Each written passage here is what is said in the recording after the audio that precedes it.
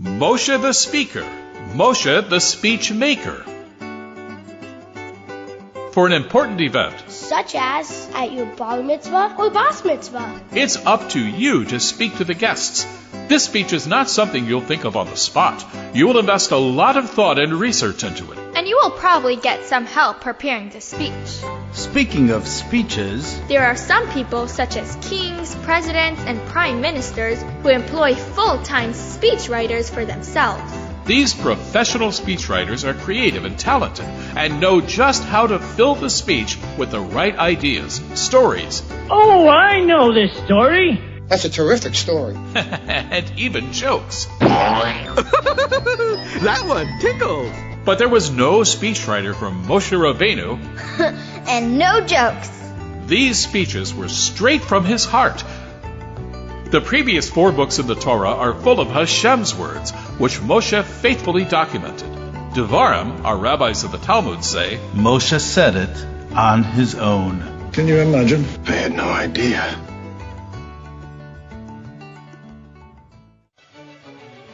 Moshe's set of long speeches filled the entire book of Devarim, a total of 11 Parshios. Wow!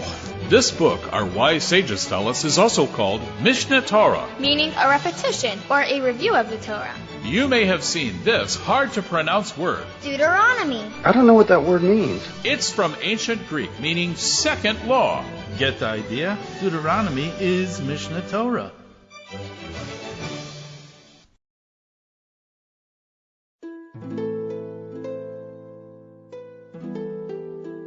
Mishneh Torah, what's it all about? To understand the need for this repetition, also known as Mishneh Torah, let's put ourselves in the shoes, or sandals, of our forefathers in the desert. Bnei Yisrael had been traveling in the desert for almost 40 years. The older generation, all men 20 years and older at the time of the spies episode, had passed away. Now their children were all grown up, ready and anxious to enter the holy land of Eretz Yisrael. At last! Moshe, the wise, experienced, and loving leader, is there to give them just the right lessons to help them in their mission. True to his name, Moshe Rabbeinu, our teacher, was an excellent educator. At the end of every lesson, a skilled teacher reviews key points with the class, making sure that they get the most important parts down pat. At the end of the entire school year, this capable teacher will give them a general review of everything they learned, but certainly not all the details.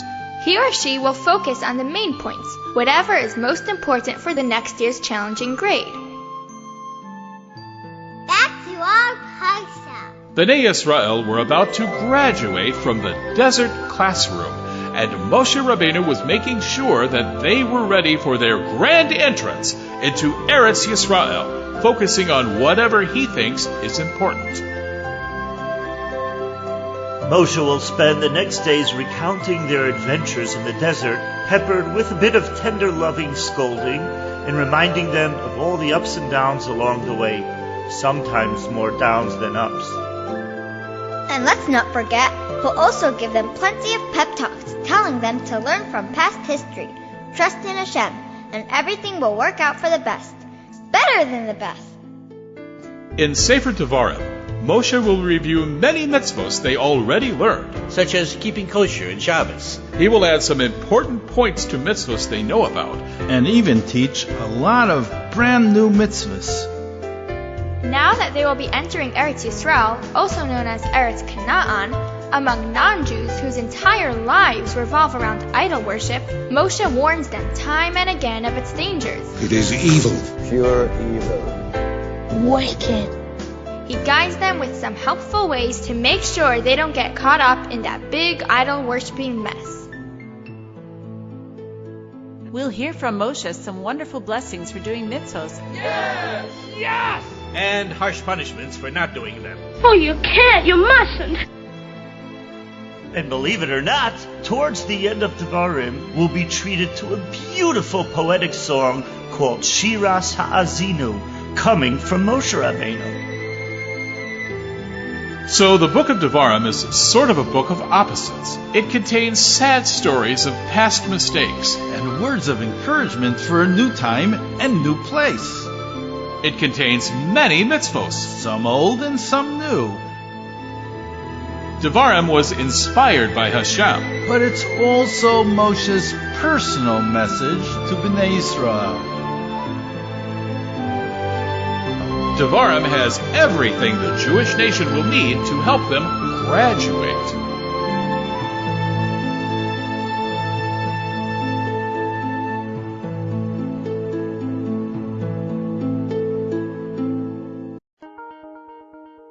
Remember? Flashback time!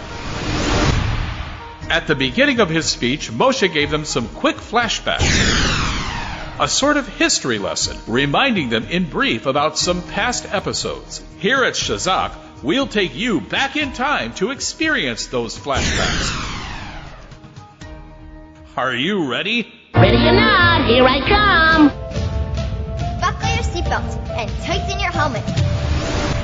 We're about to travel back in time.